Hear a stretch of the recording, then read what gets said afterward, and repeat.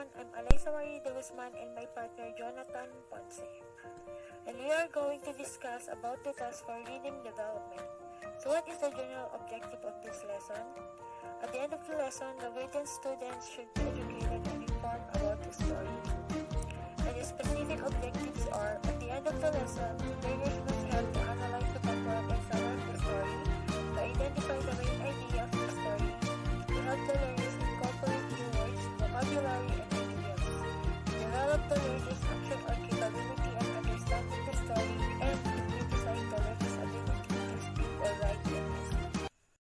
Before we proceed, let us first check on your background about the story of Two Friends by Guy de Maupassant. If you don't know the answers yet, make a wild or uneducated guess and simply write the correct answers in your activity notebook. So our activity is called Crossword Puzzle. This simple but classic game is a great way to encourage our grade 10 students to get out of their seats and participate in the lesson. This game will also help and provide the students with a fun and creative way to integrate required vocabulary skills in individual or in-group settings. So these are the instructions of the game. The reporter will provide crossword puzzle and the students will find the 10 words. These words are related and connected to the story, and the 3 students who will finish the early task will be given a 10 points. Pre-activity or Task 1, entitled Crossword Puzzle. Crossword puzzle implementation is proposed to give students the possibility to improve the spelling skill through an innovative and entertaining technique. The use of crossword puzzle focus on the improvement of the student's spelling. Crossword puzzle lead to increased motivation and interest concerning the selected topic to be taught.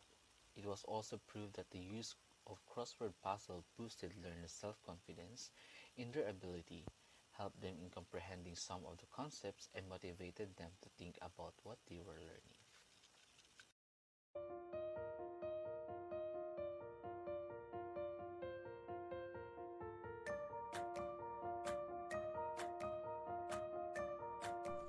In occupied Paris, ruled by death and hunger, Monsieur Marisot was walking down the boulevard on a January morning, keeping his hands in pockets of his military pants, also with an empty stomach. He encounters his old friend, Monsieur Sauvage, his old fishing buddy. Before the war, two of them used to fish together every Sunday at a river outside the Paris, beginning at the dawn and staying until evening. They would spend the entire day by each other carrying their fishing rod while standing in the water and became friends. Sometimes they remained silent for the almost entire day, yet other days they kept on talking endlessly.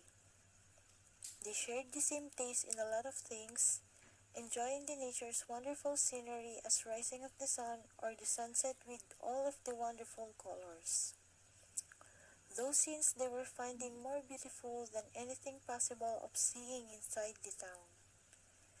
They shake each other's hand firmly when they met in the street, happy for stumbling across each other. They both seemed depressed in a way, noticing the beauty of the first sunny day after a while, reminding them of their Sundays pleasantly spent at the fishing. Monsieur Sauvage even asked Monsieur M to come at the river again. They had a shot of absinthe at the nearest shop and then continued their stroll. Monsieur Massot invites Monsieur Sauvage to have yet another drink despite their empty stomachs.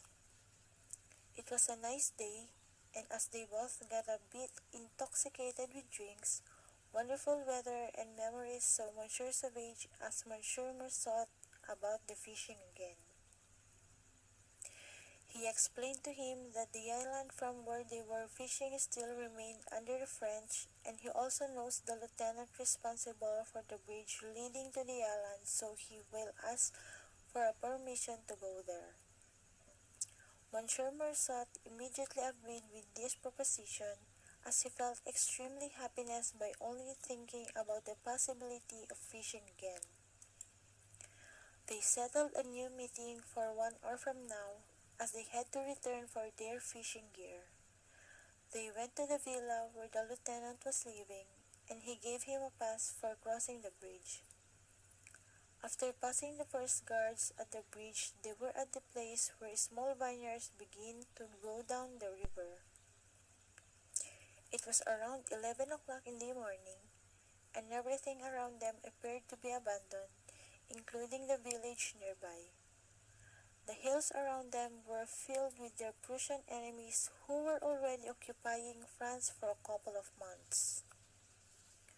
They were killing, raping, burning and starving the inhabitants. Monsieur Morisot asked quietly what will they do if they get in contact with any of the Prussian soldiers, and Monsieur Savage answered that they will offer them some fried fish. But they got a bit shaken, not entirely sure are they willing to proceed.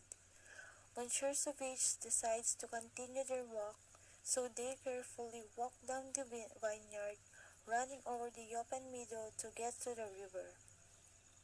At the spot, they decided to listen to the ground to become completely sure no one is approaching them. Finally, they were still and began fishing. They were watching on a deserted island in front of them, which kept them hidden from the other shore. A small bistro was there, also closed for some time. Sauvage caught his first fish, and Monsieur Morisot followed him by catching one himself. Their fishing went on miraculously as they soon filled their net with fishes. They were overwhelmed with joy they haven't felt since the last time they went fishing. Some kind of thunder strikes them from their mood, and they soon become aware of Lieutenant shooting his cannon somewhere in the distance. Two friends start talking about the current war, mentioning the kings, republics, and politics that leads innocent people to die or starve.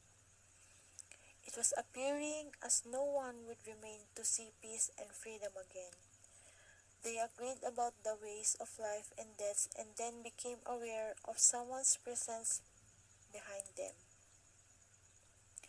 The four-bearded man wearing hats and rifles tied them together and took at the island, where they realized that the houses they thought were abandoned were actually used by soldiers.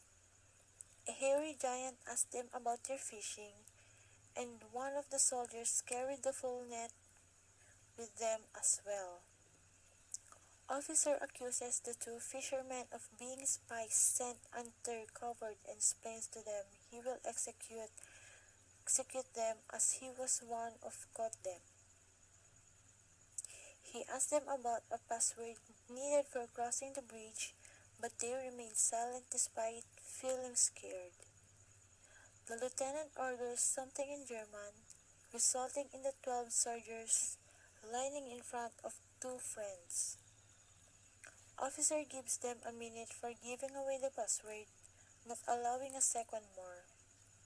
He approached Monsieur Morisot, asking him to whisper the password without his friend knowing, and then repeats the same thing with Monsieur Savage, but two of the friends remained silent.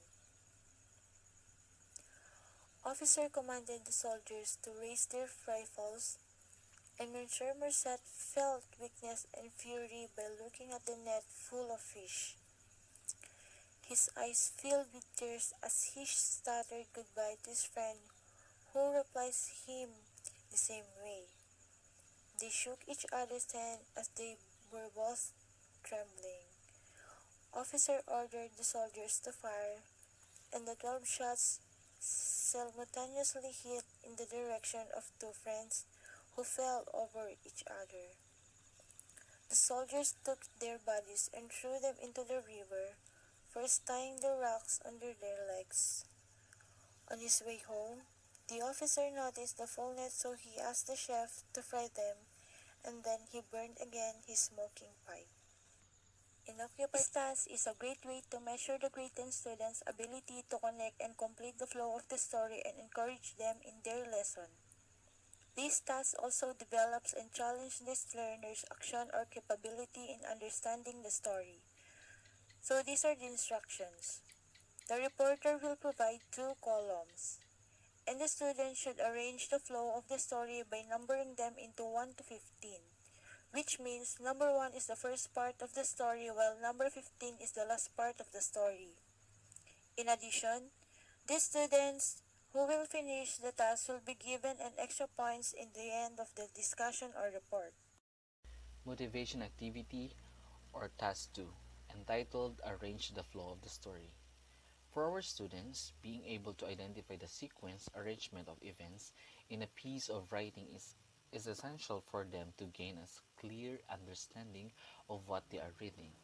An important reading and comprehension strategy, sequencing allows students to make sense of how events unfold in their reading. In turn, this reading skill will help students in their own writing. It will help them to construct a cohesive and logical flow to their writing that readers can follow easily. For our assessment, read and understand the question and instructions carefully. This task will develop the greaten students in their ability to express oneself easily and articulately. This task also criticizes the student's ability to speak or write an essay to the story. So these are the instructions. The reporter will provide questions for their essay task, and the students should analyze and answer it by their own understanding and knowledge. Their writing will be criticizing and scored by the help of the rubrics or criteria. Furthermore, the student who will give the best interpretation will be given a perfect score of 20 points in the end of the discussion or report. Assessment Task 3, entitled Essay. The ability to write an essay is the method of reflection, maintenance, and self-expression of creative properties in tone. Writing text, including an essay as a form of self-expression, has a specific therapeutic effect. The statement of thoughts in writing helps to improve mood, well-being, and increase stress resistance if you do it systematically. And also, writing essay helps to maintain mental performance.